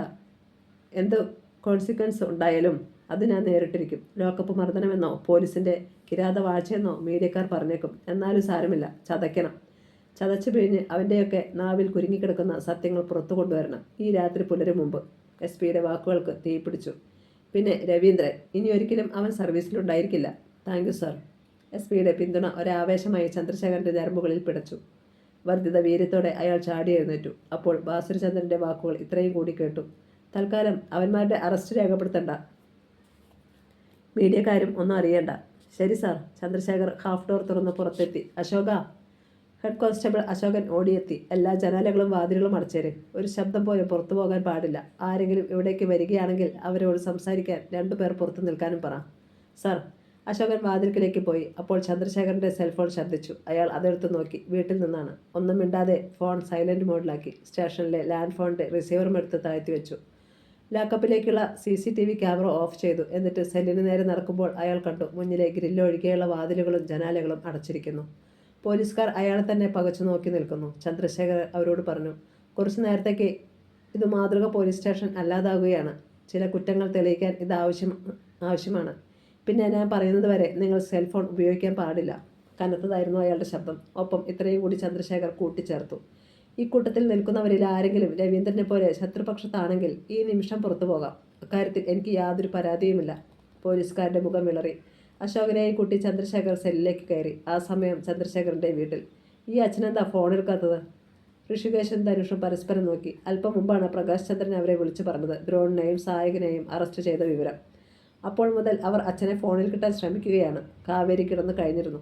ഋഷികേശും ധനുഷും ദക്ഷിണയും മാത്രം ഹാളിലുണ്ട്. ഇതിൻ്റെയെല്ലാം പിന്നിൽ ആരാണെന്ന് അച്ഛൻ അവരെ കൊണ്ട് പറയിക്കും. അതൊന്നും അറിയാഞ്ഞിട്ട് ഇരിക്കാനും പറ്റുന്നില്ല. ധനുഷ് ഹാളിലൂടെ അങ്ങിങ്ങ് നടന്നു. പെട്ടെന്ന് റോഡിൽ ഒന്നിലധികം വാഹനങ്ങൾ ബ്രേക്കിടുന്ന ഒച്ച. അച്ഛൻ വന്നോ? ദക്ഷിണ എഴുന്നേറ്റു. എന്നാൽ പിന്നെ അനക്കമൊന്നും കേട്ടില്ല. മൂവരും കാതോർത്തു. അടുത്ത നിമിഷം വല്ലാത്തൊരു ശബ്ദത്തിൽ മുന്നിലെ ജനാല ചിതറി. ഒരു കല്ല് അവർക്ക് മുന്നിൽ വന്നു വീണു. ഏട്ടാ. ദക്ഷിണ ഭയന്ന് ഋഷികേശിൻ്റെ പിന്നിലേക്ക് മാറി. അവനും നടുങ്ങിപ്പോയി. നീ വേഗം അമ്മയുടെ അടുത്തേക്ക് പോ. അവൻ അവളെ കാവേരിയിലെ മുറിയിലേക്ക് മാറ്റി. ധനുഷ് എന്ത് ചെയ്യണമെന്നറിയാതെ കുഴങ്ങി. പിന്നെയും ഇരുളിൽ നിന്ന് കല്ലുകൾ മൂളിപ്പറന്നു വന്നു. ജനൽ ചില്ലുകളിൽ ഓരോന്നായി ചിതറാൻ തുടങ്ങി. മക്കളെ. അകത്തുനിന്ന് കാവേരിയുടെ നിലവിളി. ധനുഷ് അവിടേക്ക് ഓടിച്ചെന്നു. മോനെ. ദക്ഷിണയെ ചേർത്ത് പിടിച്ച് നിലവിളിക്കുകയാണ് കാവേരി. ഒന്നുമില്ലമ്മേ, അമ്മ പേടിക്കണ്ട, ഞങ്ങളൊക്കെ ഇല്ലേ ഇവിടെ. അവൻ അവരെ ആശ്വസിപ്പിക്കാൻ ശ്രമിച്ചു. പക്ഷേ കാവേരി കരച്ചിൽ നിർത്തിയില്ല. വൈഷ്ണവിൻ്റെ മരണശേഷം ആദ്യമായി ശബ്ദമുയർത്തി നിലവിളിക്കുകയായിരുന്നു അവർ. പെട്ടെന്ന് ആ മുറിയുടെയും ഒരു ജനൽ ഗ്ലാസ് വെടിയേറ്റതുപോലെ ചിതറി. അയ്യോ. കാവേരി മകളുമായി ചാടി എഴുന്നേറ്റു. ഋഷികേശും ഓടിയെത്തി. ഇരുവരും ചേർന്ന് അമ്മയെയും പെങ്ങളെയും ഭിത്തിയോട് ചേർത്ത് നിർത്തി. ഇവിടെ നിന്ന് നിങ്ങൾ മാറരുത്. കല്ലുകൾ പിന്നെയും ചീറി വന്നുകൊണ്ടിരുന്നു. വീടിന് ചുറ്റും ശത്രുക്കളാണെന്ന് അവർക്ക് മനസ്സിലായി. ചുറ്റിനു നിന്ന് എറിയുകയാണ്. എവിടെയൊക്കെയോ നായ്ക്കൾ ഉച്ചത്തിൽ കുരയ്ക്കുന്നു. തുറക്കട വാതിൽ. പുറത്ത് അട്ടഹാസം, ഒപ്പം വാതിൽ വെട്ടിപ്പൊളിക്കുന്ന ഒച്ച. പെട്ടെന്ന് തകർന്ന ജനാലയിലൂടെ തീപിടിച്ച ഒരു കുപ്പി അകത്തേക്ക് പറന്നു വന്നു. അത് ഹാളിൽ വീണ് ചിതറി തീയാളി. Petrol bomb. അതിൽ നിന്ന് ഡോർ കർട്ടനിലേക്ക് തീപിടിച്ചു. ധനുഷ് കർട്ടൻ വലിച്ചു പറിച്ചു തറയിലിട്ട് ചവിട്ടി. താണ്ഡവം തുടരുകയായിരുന്നു ശത്രുക്കൾ. ഋഷികേശ് പലവട്ടം അച്ഛൻ്റെ ഫോണിലേക്ക് വിളിച്ചു. എടുക്കുന്നില്ല. അവസാനം അവൻ എസ്.പിയുടെ മകൻ പ്രതാപ് ചന്ദ്രനെ വിളിച്ച് വിവരം പറഞ്ഞു. പിന്നെ ഹെഡ് കോൺസ്റ്റബിൾ അശോകൻ്റെ നമ്പറിലേക്കും തുരുത്തിലെ കോൾ അയക്കുവാൻ തുടങ്ങി. Police station. ലോക്കപ്പിനുള്ളിലായിരുന്നു ചന്ദ്രശേഖറും അശോകനും. നോക്ക്, സത്യം പറഞ്ഞാൽ നിനക്കൊന്നും ശരീരം കൂടുതൽ നോവേണ്ടി വരില്ല. മിണ്ടാതെ നിന്നാൽ രക്ഷപ്പെടാമെന്നും കരുതണ്ട. ചന്ദ്രശേഖർ ദ്രോണിനെ വലിച്ചുയർത്തി ഭിത്തിയോട് ചേർത്ത് നിർത്തി. ദ്രോണിൻ്റെ കണ്ണുകളിൽ പക്ഷേ നിർവികാര ഭാവമായിരുന്നു. അറിയില്ലെന്ന് പറഞ്ഞാൽ അത് അങ്ങനെ തന്നെയാ സാറേ. രവീന്ദ്ര സാർ വഴിയാ ഞങ്ങളെല്ലാം ചെയ്തിരുന്നത്. സാറിൻ്റെ മക്കളെ കൊന്നേക്കാനും അദ്ദേഹം തന്നെയാ പറഞ്ഞത്. ദ്രോൺ പൂർത്തിയാക്കും മുമ്പ് ചന്ദ്രശേഖരൻ്റെ ചുരുട്ടിയ കൈത്തലം അയാളുടെ നെഞ്ചിനു മധ്യത്തിൽ ആഞ്ഞു പതിച്ചു. ആ ദ്രോൺ ശ്വാസം കിട്ടാത്ത പോലെ വാ തുറന്നു. തെറിച്ചു വീഴുപോലെ ഒരു കവിൾ കൊഴുത്ത ചോര പുറത്തേക്ക് ചാടി. ചന്ദ്രശേഖർ അട്ടഹസിച്ചു. പറഞ്ഞത് തന്നെ പിന്നെയും പറഞ്ഞാൽ ഞാൻ വിശ്വസിക്കുമെന്ന് കരുതിയോടാ നായേ. കൊല്ലും ഞാൻ. അതിൻ്റെ പേരിൽ എന്ത് ശിക്ഷ കിട്ടിയാലും അത് അനുഭവിക്കാൻ തന്നെയാണ് എൻ്റെ തീരുമാനം. അയാൾ ദ്രോണിൻ്റെ തല പിടിച്ച് മുന്നോട്ട് വളച്ചിട്ട് നട്ടലിന് മീതെ 4-5 ഇടി കൂടി. ദ്രോൺ തറയിൽ കമിഴ്ന്ന് വീണു പിടഞ്ഞു. അശോകന് പുറത്ത് എല്ലാം കണ്ടുകൊണ്ട് നിന്നിരുന്ന പോലീസുകാരും ഭയന്നു പോയി. കൊലപാതകത്തിന് തങ്ങൾ സാക്ഷികളാകേണ്ടി വരുമെന്ന് അവർക്ക് ഉറപ്പായി. അശോകൻ്റെ പോക്കറ്റിൽ ഫോൺ വിറച്ചുകൊണ്ടിരുന്നു. കുറേ നേരമായി ഇത് തുടരുകയാണ്. ആരും എടുത്തു നോക്കാൻ പോലും അയാൾ മിനക്കെട്ടില്ല. ചന്ദ്രശേഖർ സായകനോടെടുത്തു. നിനക്ക് പുതുതായി എന്തെങ്കിലും പറയാനുണ്ടോടാ? ചോദ്യവും ഇരു കൈകളും ഇടർത്തി ഒറ്റയടി അയാളുടെ ഇരു കാതുകളും ചേർത്ത്. സായക്ക് വാ തുറന്നില്ല. പകരം ഭിത്തിയിൽ ഉരഞ്ഞുകൊണ്ട് താഴേക്ക് ഊർന്നു. സാർ. അത്രയും ആയപ്പോഴേക്കും അശോകൻ ഇടയ്ക്ക് കയറി. ഇനി തല്ലിയാൽ ഇവന്മാർ ചത്തുപോകും. ചാകട്ടെ അശോക. ഇവനൊക്കെ ചത്താൽ അതുകൊണ്ട് എത്ര കുടുംബങ്ങൾ രക്ഷപ്പെടും? സാർ, എന്നാലും നമ്മുടെ കൂട്ടത്തിൽ തന്നെ ഒരാളുണ്ടല്ലോ, രവീന്ദ്ര സാറ്. ബാക്കിയുള്ളതൊക്കെ അയാൾ കൊണ്ട് പറയിക്കാം. ചന്ദ്രശേഖരൻ്റെ കണ്ണുകൾ ഒരു മാത്രം ഇടുങ്ങി. അശോകൻ്റെ പോക്കറ്റിൽ ഫോൺ പിന്നെയും ഇരമ്പി. ഇത്തവണ അയാൾ അതെടുത്ത് നോക്കി. 16 മിസ്ഡ് കോളുകൾ. എല്ലാം ചന്ദ്രശേഖരൻ്റെ വീട്ടിൽ നിന്ന്. സാർ, വീട്ടിൽ നിന്ന് ഒരുപാട് തവണയായി വിളിക്കുന്നു. എന്തെങ്കിലും വിശേഷമുണ്ടാകാം. ചന്ദ്രശേഖർ തോളിലൂടെ മുകളിലൂടെ തല തിരിച്ച് അയാളെ നോക്കി. എടുത്ത് സംസാരിക്കേ. അയാൾ അറ്റൻഡ് ചെയ്തു. അശോകൻ സാറേ, ഋഷിയ, അച്ഛനൊന്ന് കൊടുക്കുവോ? അത്യാവശ്യമാണ്. ആ ശബ്ദത്തിൽ നിന്ന് തന്നെ അശോകൻ അപകടം തിരിച്ചറിഞ്ഞു. അയാൾ ഫോൺ ചന്ദ്രശേഖരന് നീട്ടി. ഋഷിയ. ചന്ദ്രശേഖർ ഫോൺ വാങ്ങി കാതിൽ അമർത്തി. എന്താടാ? അച്ഛാ ഇവിടെ. ചന്ദ്രശേഖരൻ്റെ മുഖത്ത് ഉദ്വേഗം മിന്നുന്നത് അശോകൻ കണ്ടു. ഞാനിപ്പം വരാം. ഫോൺ തിരികെ അശോകൻ്റെ കയ്യിലേക്ക് വെച്ചു കൊടുത്തിട്ട് ചന്ദ്രശേഖർ കാറ്റായി പുറത്തേക്ക് പാഞ്ഞു. അതിനിടെ ഇത്രയും വിളിച്ചു പറഞ്ഞു. അശോക, സെല്ലടച്ചേര്. ആര് വന്നാലും ഇവന്മാരെ കാണാൻ പോലും സമ്മതിക്കരുത്. 2-3 പേര് എൻ്റെ കൂടെ വാ. ഗ്രില്ല് വലിച്ചു തുറന്ന് അയാൾ ബൊലോറയ്ക്ക് നേരെ കുതിച്ചു. ചന്ദ്രശേഖരൻ്റെ വീട്. വളവ് തിരിഞ്ഞ് അവിടേക്ക് അടുക്കുമ്പോൾ തന്നെ ചന്ദ്രശേഖർ കണ്ടു മുറ്റത്ത് ആൾക്കൂട്ടം, ഏതാനും വാഹനങ്ങൾ, ഒരു TUV-യും 2-3 ബൈക്കുകളും. ബൊലോറയിൽ നിന്ന് അയാൾ ചാടിയിറങ്ങി. അച്ഛാ. ഋഷികേശും ധനുഷും ഓടി വന്നു. അവരെ ചേർത്ത് പിടിച്ചുകൊണ്ട് അയാൾ മുന്നോട്ട് നീങ്ങി. വെട്ടിപ്പൊളിച്ചതുപോലെ വാതിൽ പാളി. ചിതറിക്കിടക്കുന്ന ജനാല ചില്ലുകൾ, പൂച്ചട്ടികൾ. ഒരു യുദ്ധം നടന്ന പ്രതീതി. പ്രകാശ് ചന്ദ്രൻ അവർക്ക് മുന്നിലേക്ക് വന്നു. ഇവരെ വിളിച്ചതനുസരിച്ച് ഞാൻ വന്നപ്പോഴേക്കും അക്രമികൾ രക്ഷപ്പെട്ടു. ചന്ദ്രശേഖർ ദീർഘമായി നിശ്വസിച്ചുകൊണ്ട് ഒന്ന് മൂളി. പിന്നെ മക്കളോട് തിരക്കി. അമ്മ എന്തിയേ? അകത്തുണ്ട്. ആകെ ഭയന്നിരിക്കുകയാ. അയാൾ കാവേരിയുടെ അടുത്തേക്ക് പോയി. പ്രകാശ് ചന്ദ്രൻ വിവരം അറിഞ്ഞ ഉടൻ തൻ്റെ സുഹൃത്തുക്കളോടും വിളിച്ചു പറഞ്ഞിട്ട് പാഞ്ഞു വരികയായിരുന്നു. സുഹൃത്തുക്കളും പിന്നാലെ ബൈക്കിൽ വന്നു. അപ്പോൾ ഭയചകിതരായി അയൽക്കാർ കൂടി നിൽക്കുന്നുണ്ട്. ആരും അവിടേക്ക് അടുക്കുവാൻ അനുവദിക്കാതെ ഭീകരാന്തരീക്ഷം സൃഷ്ടിച്ച ശേഷം കുറച്ച് മിനിറ്റുകൾക്ക് മുമ്പാണ് അക്രമികൾ പോയത്. അകത്തെ മുറിയുടെ മൂലയിൽ മകളെ കെട്ടിപ്പിടിച്ച് ഭയന്നിരിക്കുകയായിരുന്നു കാവേരി. ചന്ദ്രശേഖരെ കണ്ടതോടെ വിലപിച്ചുകൊണ്ട് അവൾ എഴുന്നേറ്റു. ശേഖരേട്ടാ. അവൾ അയാളുടെ നെഞ്ചിലേക്ക് വീണു. ഏയ്, സാരമില്ലെന്നേ. ഭാര്യയെ തോളിത്തട്ടി ആശ്വസിപ്പിക്കുന്നതിനിടയിൽ ചന്ദ്രശേഖർ എല്ലാം ശ്രദ്ധിച്ചു. തീ പിടിച്ച കർട്ടനുകൾ വരെ. വേണ്ട ശേഖരേട്ടാ, ഇനി നമുക്കിവിടെ താമസിക്കണ്ട. എനിക്ക് പേടിയാ. കാവേരി അയാളെ അള്ളിപ്പിടിച്ചു. അവളുടെ വിറയൽ അപ്പോഴും മാറിയിരുന്നില്ല. വൈഷ്ണവ് പോയി. ഇനി നമ്മളെ അവർ കൊല്ലും. അങ്ങനെ പേടിച്ചാൽ എങ്ങനെയാ ആൻറ്റി? അവിടേക്ക് കയറി വന്ന പ്രകാശ് ചന്ദ്രനാണ് പറഞ്ഞത്. ഈ ചെയ്തവന്മാർക്കൊക്കെ തക്ക ശിക്ഷ തന്നെ നമ്മൾ കൊടുത്തിരിക്കും. വേണ്ട പ്രകാശേ, വേണ്ട. എനിക്ക് സ്വസ്ഥമായി ജീവിച്ചാൽ മതി. എൻ്റെ കുഞ്ഞുങ്ങൾ, അവർക്കെങ്കിലും ഒന്നും പറ്റരുത്. അവർ ചന്ദ്രശേഖരൻ്റെ നെഞ്ചിലേക്ക് മുഖം പൂഴ്ത്തി. പുറത്ത് ഒരു കാറും പോലീസ് ജീപ്പും ബ്രേക്കിട്ടു. കാറിൽ നിന്ന് SP ബാസുരചന്ദ്രനും ജീപ്പിൽ നിന്ന് പോലീസുകാരും ഇറങ്ങി. SP കൊട്ടാരക്കര സ്റ്റേഷനിലെ പോലീസിനെ അവിടെ ഡ്യൂട്ടിക്കിടുകയായിരുന്നു. അക്രമികൾ വന്ന സുമോ വാനുകൾക്കുള്ള തിരച്ചിൽ ഊർജിതമായി നടക്കുകയാണ്. കാവേരിയെ തന്നിൽ നിന്ന് അടർത്തിയിട്ട് ചന്ദ്രശേഖർ SP-യുടെ മുമ്പിൽ ചെന്ന് അറ്റൻഷനായി. സാർ, അവന്മാരെ ഞാൻ അറസ്റ്റ് ചെയ്തതിനാൽ ചിലർ നടത്തിയ പ്രതികാരമായത്. അങ്ങനെ എന്നെ പ്രതിരോധിക്കാം എന്നൊന്നും അവർ കരുതണ്ട. മറുപടി പറയാൻ ഭാവിക്കുമ്പോൾ പെട്ടെന്ന് ബാസുരചന്ദ്രൻ്റെ ഫോൺ ശബ്ദിച്ചു. അയാൾ അതെടുത്ത് നമ്പർ നോക്കിയിട്ട് അറ്റൻഡ് ചെയ്തു. ആ മുഖം വിളറി. ഞാൻ വിളിക്കാം. അത്രമാത്രം പറഞ്ഞിട്ട് SP ചന്ദ്രശേഖർക്ക് നേരെ തിരിഞ്ഞു. ഒരു ബാഡ് ന്യൂസുണ്ട് ശേഖര. ചന്ദ്രശേഖർ കാതു കൂർപ്പിച്ചു. SP പറഞ്ഞു. ASI രവീന്ദ്രൻ മരിച്ചു. സൂയിസൈഡ്. ചന്ദ്രശേഖർ സ്തബ്ധനായി. ശിരസിൽ എന്തോ കനത്ത ലോഹം കൊണ്ട് അടിയേറ്റ മാതിരി ഒരു നിമിഷം തെറിച്ചു നിന്നു SI ചന്ദ്രശേഖർ. പിന്നെ പതർച്ചയോടെ അയാൾ SPയെ നോക്കി.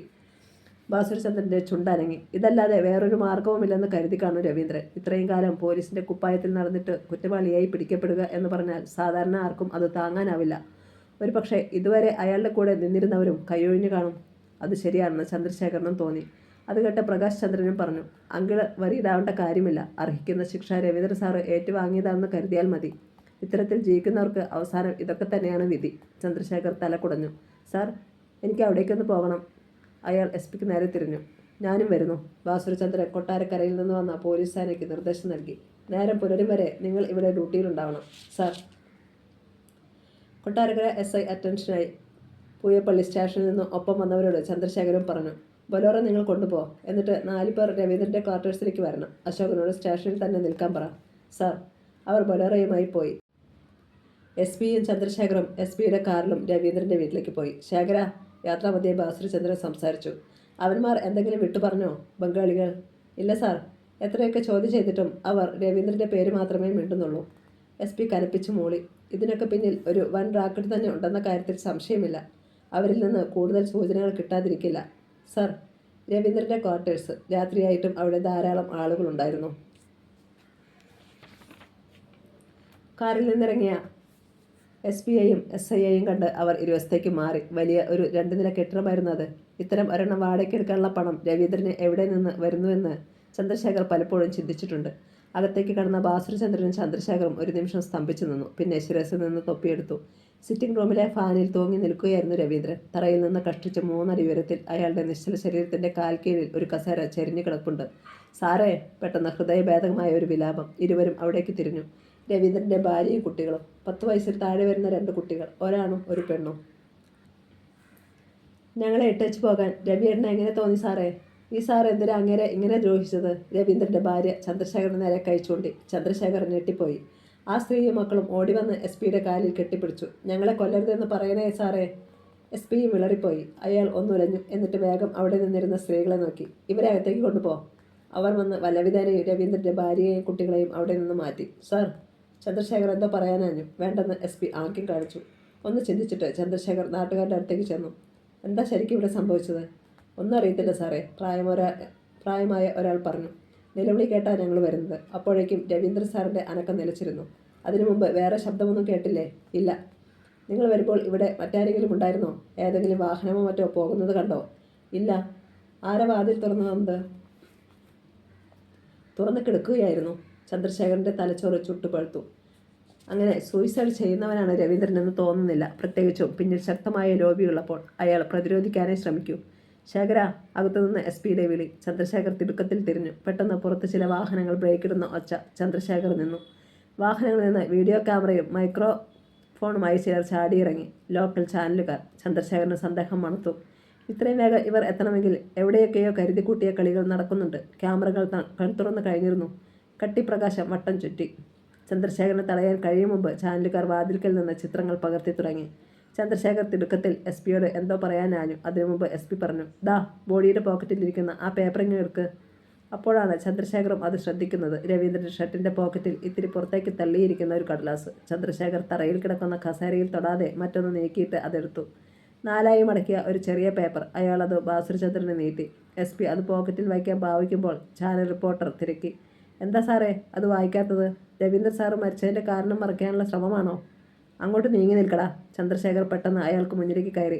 അങ്ങനെ പേടിപ്പിക്കുകയൊന്നും വേണ്ട സാറേ. ഈ മരണത്തിൻ്റെ കാര്യം അറിയാനും അത് ജനങ്ങളിലേക്ക് എത്തിക്കാനുമുള്ള ബാധ്യത ഞങ്ങൾ മാധ്യമപ്രവർത്തകർക്കുണ്ട്. അയാൾ എതിർത്തു നിന്നു. ഒരു മാധ്യമപ്രവർത്തനം? ചന്ദ്രശേഖറിന് പെരുത്തു കയറി. ശേഖര. SP താക്കിയതുപോലെ വിളിച്ചു.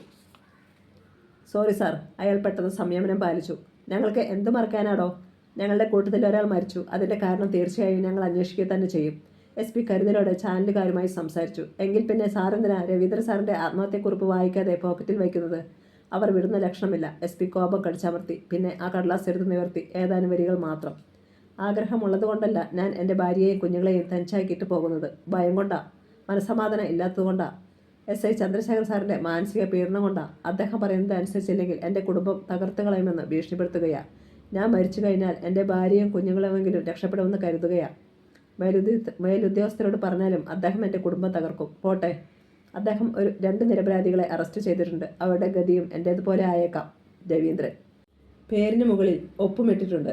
SP അത് വായിച്ചു ഞെട്ടി. അയാൾക്ക് പിന്നിലുണ്ടായിരുന്ന ചാനൽ ക്യാമറ ആ കത്ത് ഒപ്പിയെടുത്ത് കഴിഞ്ഞിരുന്നു. വിവശനായതുപോലെ ബാസുരചന്ദ്രൻ ആ കത്ത് ചന്ദ്രശേഖരെ കാണിച്ചു. അയാളുടെ കണ്ണുകളിലും നടുക്കം മിന്നി. നിമിഷത്തിനുള്ളിൽ ചന്ദ്രശേഖർ വിയർത്തു കുളിച്ചു.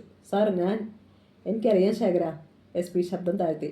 ചത്താലും നിന്നെയും കൂടി കൊടുക്കണമെന്ന് രവീന്ദ്രൻ കരുതിയിട്ടുണ്ടാവും. സാരമില്ല, ഞാനില്ലേ. ബാസുരചന്ദ്രൻ്റെ ആശ്വാസവാക്കുകൾ കേട്ടിട്ടും ചന്ദ്രശേഖരന് ഉലച്ചിൽ മാറിയില്ല. ആരാ സാറേ അറസ്റ്റ് ചെയ്ത 2 പേര്? ചാനൽ റിപ്പോർട്ടറുടെ ചോദ്യം തീക്കൊള്ളിക്കൊണ്ട് കുത്തുന്നത് പോലെയാണ് അയാൾക്ക് തോന്നിയത്. കത്തുന്ന കണ്ണുകളോടെ ചന്ദ്രശേഖർ അയാളെ ഒന്ന് നോക്കി. SP അയാളുടെ കയ്യിൽ നിന്ന് ആ കത്ത് വാങ്ങി പിന്നെയും തൻ്റെ പോക്കറ്റിൽ വെച്ചു. എന്നിട്ട് ചാനലുകാരോട് നിർദ്ദേശിച്ചു, നിങ്ങൾ പുറത്തേക്ക് ഇറങ്ങി നിൽക്കണം. വിലപ്പെട്ട പല എവിഡൻസുകളും ഞങ്ങൾക്ക് ഇവിടെ നിന്ന് കിട്ടാനുണ്ടാവും. അപ്പോഴേക്കും പൂയപ്പള്ളി സ്റ്റേഷനിൽ നിന്ന് പോലീസുകാരെത്തി. ബലമായി തന്നെ അവർ ചാനലുകാരെ പുറത്തിറക്കി. ഇനി ആരെയും അകത്തേക്ക് കടത്തിവിടണ്ട, SP കൽപ്പിച്ചു. അത് കഴിഞ്ഞ് ചന്ദ്രശേഖരൻ നോക്കി. ശേഖര, കാര്യങ്ങൾ കുഴപ്പത്തിലാകാതിരിക്കണമെങ്കിൽ ഒറ്റ വഴിയേ ഉള്ളൂ. ചോദ്യഭാവത്തിൽ ചന്ദ്രശേഖർ നിന്നു. SP തുടർന്നു. നേരം പുലരാൻ ഇനിയും സമയമുണ്ട്. ബംഗാളികൾ സത്യം പറഞ്ഞിരിക്കണം. താൻ പോയിക്കോ, ഞാൻ ഇവിടെ ഉണ്ടാവും. ശരി സാർ. വർദ്ധിത വീരത്തോടെ ചന്ദ്രശേഖർ പുറത്തേക്ക് പാഞ്ഞു. പോലീസുകാരുടെ കയ്യിൽ നിന്ന് ബൊലറയുടെ കീ വാങ്ങി അതിൽ ചാടിക്കയറി. Police station. അവിടേക്ക് അടുക്കുമ്പോൾ അയാളുടെ നെറ്റി ചുളിഞ്ഞു. ഏതാണ്ട് 1 വർഷം മുമ്പ് സ്റ്റേഷൻ മതിലിനോട് ചേർന്ന് പിടിച്ചിട്ടിരുന്ന സെൻറ് മേരീസ് എന്ന മണൽ ലോറിക്ക് മുകളിലൂടെ ഹെഡ്ലൈറ്റിൻ്റെ വെളിച്ചത്തിൽ കണ്ടു സ്റ്റേഷൻ മുറ്റത്ത് നിറയെ ആളുകൾ. ചന്ദ്രശേഖരന് നെഞ്ചിടിപ്പേറി. ആ ക്ഷണം അയാളുടെ സെൽഫോൺ ശബ്ദിച്ചു. അയാൾ എടുത്തു നോക്കി. Head constable Ashokan. ഞാൻ എത്തി പറഞ്ഞിട്ട് ഫോൺ പോക്കറ്റിലിട്ടു. സ്റ്റേഷൻ മുറ്റത്തേക്ക് ബൊലേറോ ഇരച്ചു കയറി. നാട്ടുകാരിൽ ചിലരും അല്ലാത്തവരുമായി മുറ്റത്ത് 100-ലധികം ആളുകൾ. അക്കൂട്ടത്തിൽ 3 ചാനലുകാർ. ചന്ദ്രശേഖർ വണ്ടിയിൽ നിന്ന് ചാടിയിറങ്ങി.